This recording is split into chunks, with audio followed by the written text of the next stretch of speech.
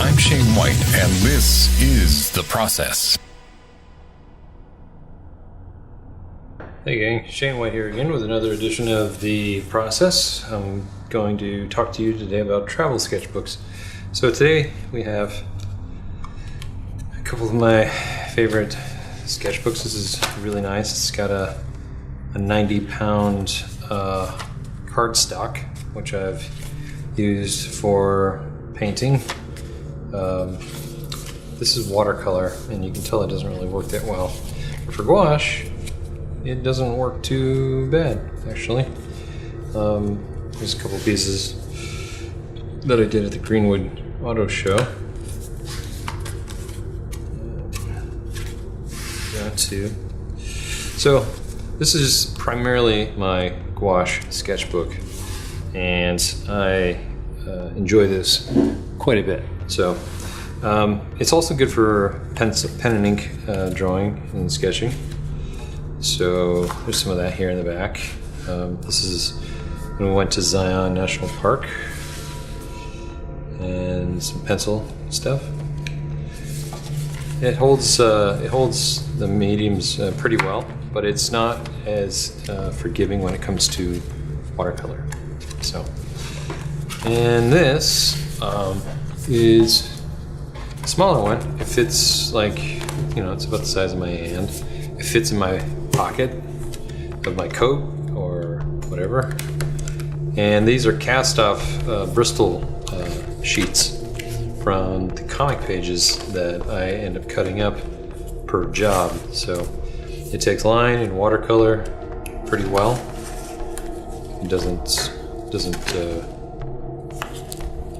curl the paper. This is still fairly new, so there's a lot of potential to work with.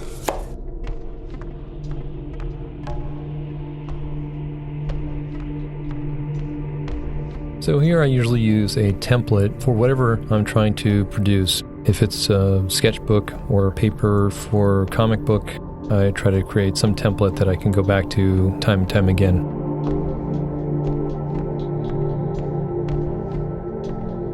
Anytime you use paper that's uneven on its edges, square up the paper using a T-square.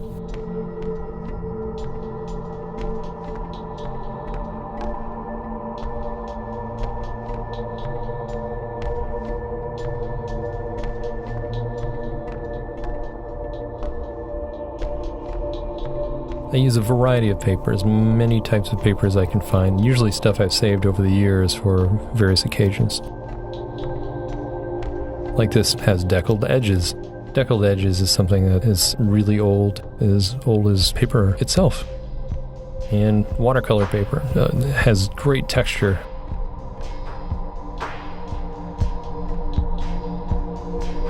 I'm always trying to find good textured papers that will make the experience of drawing and painting even more interesting. I'll even dig through my archives and find things that are outdated and outmoded, like Letramax 3000, which is something I got in college. Just never found a need for it.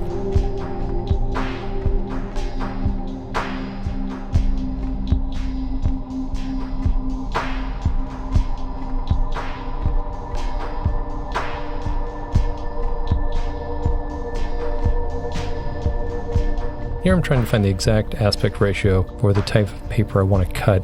I want to maximize the amount of paper I get out of each page. For instance, the paper I have here is from a sketch pad, which is not very good, has a damaged corner, and I never really had a purpose for it. I figured, why not try to put it into a sketchbook?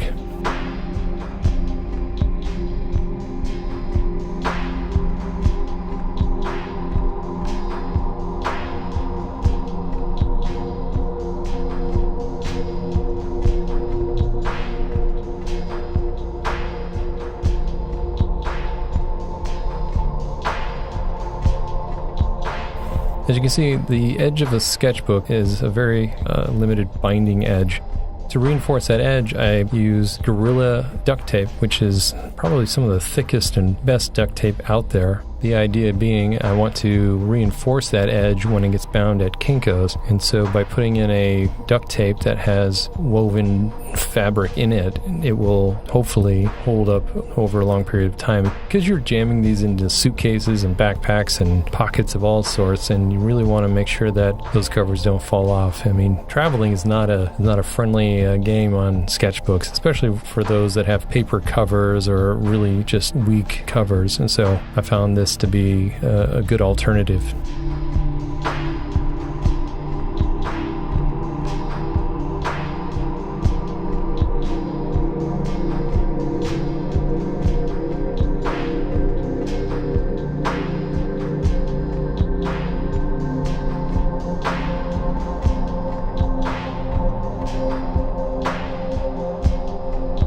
On each side of two covers, I'll put Gorilla duct tape and make sure that I've reinforced my covers and I'm ready to rock and roll.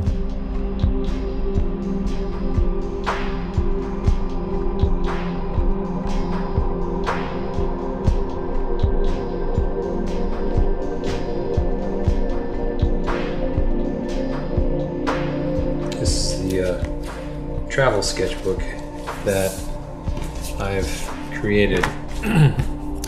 So when I create a sketchbook, it can usually be just one set of paper or multiple sets of paper. So I end up cutting these by hand to give you an idea of what I use, why I use. I'll go over how I set these up. Because when you're traveling abroad, you don't want to have to carry several sketchbooks to get the point across. You want to be able to pull one out and use that at your leisure. So, what goes into a sketchbook?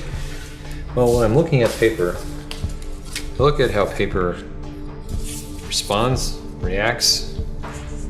You can see I use some vellum. So some of it's see-through. Just kind of give you an idea of the way the mediums will look when they're done. So give you an idea of what I'm working with. So this is Letromax 2000, which was paper that I got back about 30 years ago.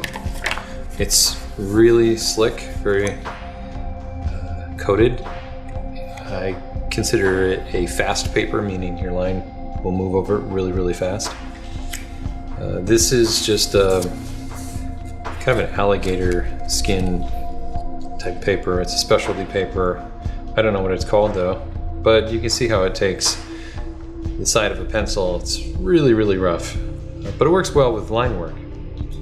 And the other side of that paper, it's the same paper, but it definitely has two sides. You can get some different looks and feel from it. So, for instance, you want to go with colored pencil, you can come in and use that as a tone and create a highlight. This is a classic laid linen paper, and it has a linen quality to it. So when you use pencil, you can see the linen coming through. So this is really nice when you use ink and then come back in with a colored pencil. It gives it a really unique feel.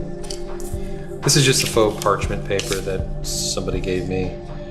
And I thought, why not? Let's throw some of that in there too. Because with pencil, if it has a little tooth, a little roughness, it can actually look pretty good when you're rendering or laying in shades of colored pencil or regular pencil.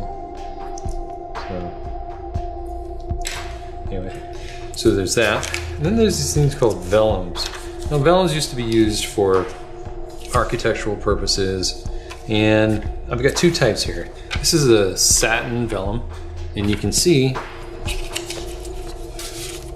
that they tend to have a texture not much different than the linen, so it's got a nice little linen kind of texture to it.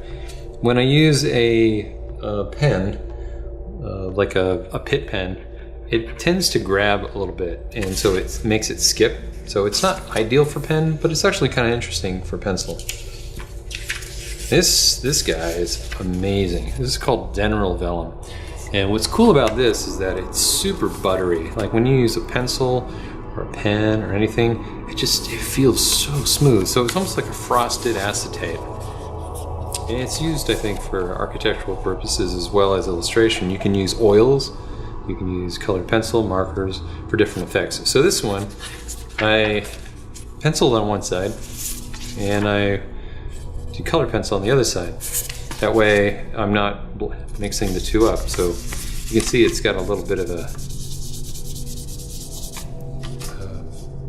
potential for shading and doing some fun stuff. So that's some of the few papers that I've included. I'll point out more papers as we go. So anyways, I'll test a bunch of papers and then I will create like a playlist of papers as I go on when I create the actual sketchbook. So let me separate these out for you and give you an idea. So this is just regular sketch paper. It's Canson sketch pad paper. It's about yay thick. And the idea is that when I bind these together, I've got two sizes of coils that I want to be able to use. This is a small size, so I'm not going to get a lot of paper. You can already see that I'll probably have to use at least this, if that. I may have to split this up and make two books. So that's sketch paper. This is some old watercolor paper, so you can see it's all stained, which is kind of a fun look. You know, you can do some fun stuff. And this is a Whatman watercolor paper. And so when I cut papers, I'll lay them, you know, like that. So this is interesting. I just found some old illustrations. So I'm like, oh, I like this paper. This is called Conqueror paper. It's a 90-pound paper. So when I bind it, it'll open like that. So you might see a few of those in there. So let's see, keep that straight. So this is the satin vellum. This is the Deneryl. You can just tell, just looking at the thickness, the difference in the translucency. Now this is a BKV print paper, which I used for a illustration job once, and I really love it. But it's really sensitive to dirt and grime. So I had some left over. I keep a drawer of scrap paper. That way I can call upon it when I have a special need. This parchment. Here's more of the Whatman watercolor paper. I don't know if I'm going to use this much watercolor paper. We'll see. But I will try to separate it out. So this is just tracing paper. And what I'll do with tracing paper is I'll separate pages that I think, or paper I think I'll use to draw in graphite. That way I can keep them from getting dirty. And this is the Lechermax paper, the Bristol. That's super smooth. It's almost like Deneryl in its smoothness, but it'll be great for doing line work and renderings. Here's something else I did. So I've got this printing paper. So I did these comic pages, and I'm like, oh hey, you know, I hate wasting paper. So I'll draw on this side, but I'll keep this. So if anyone's thumbing through my sketchbook, they'll be like, oh hey, what's this? And it's just a printout from my Epson printer. So I'll have that. So I want to make sure I keep all the binding edges clear. So here's another one of those pages. And who knows, I might come in with colored pencil and do more. Here's another version with a white background. This is an old illustration that I did. So again, I'll use the other side of that paper. So since these are probably more likely to be used for pencil work, I have tracing paper. So each one will be separated by a piece of tracing paper. I mean, I can draw on the tracing paper if I want to, but for these purposes, I probably won't. So yes, again, this is just some more of this really nice smooth cardstock that I found when there used to be paper stores.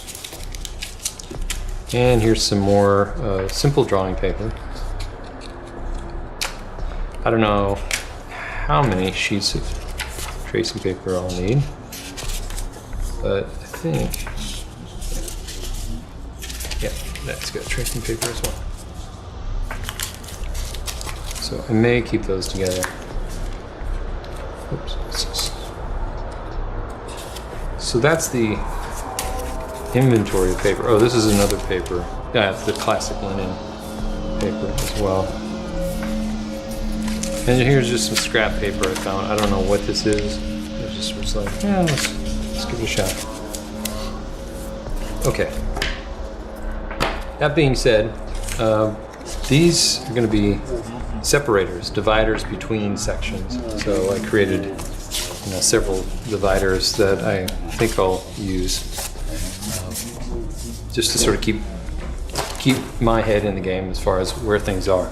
So I'm going to separate all these out and then I'll show you the final product.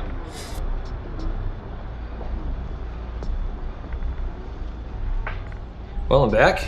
This is the end product. I was able to sort this accordingly. I want to make sure I bind this on the right side.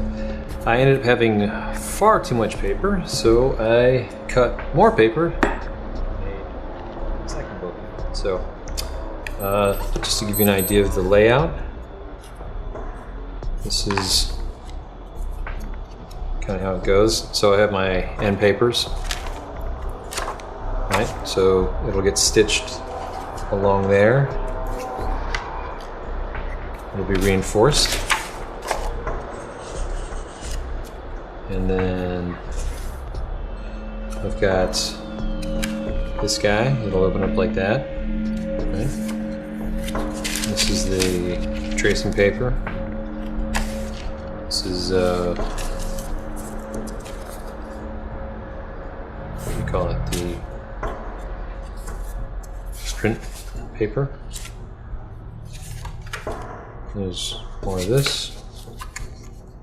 Separated by a little guy here. Not sure why I did that. Maybe I'll just take that out. So, anyways, you can see I've got the general is, so we got tracing paper, drawing paper, or vellum and drawing paper. And then we move on to more sketch paper. Here's another section. So then we get into the watercolor paper. So that's the watercolor paper. And the reason why I put the watercolor paper in the center is because the paper will swell and curl, and I don't want it to be on the outside because it'll curl. At least in the center, it'll have a greater chance of staying flat. So between the watercolor paper is another piece. Then we got all the drawing stuff. So that means I got all this specialty paper here, separated by tracing paper in case I want to use graphite. And then last but not least is the inking pages. So that's kind of the basic layout I did for both of these. I have the drawing on the left side, watercolor in the middle, and then on the back end is more of the inking. And that should suffice me for traveling just about anywhere, whether it's local or overseas. It gives me the variety of paper and it gives me the size that can fit in just about any pocket. And all I have to do is now take it to Kinko's and get it bound.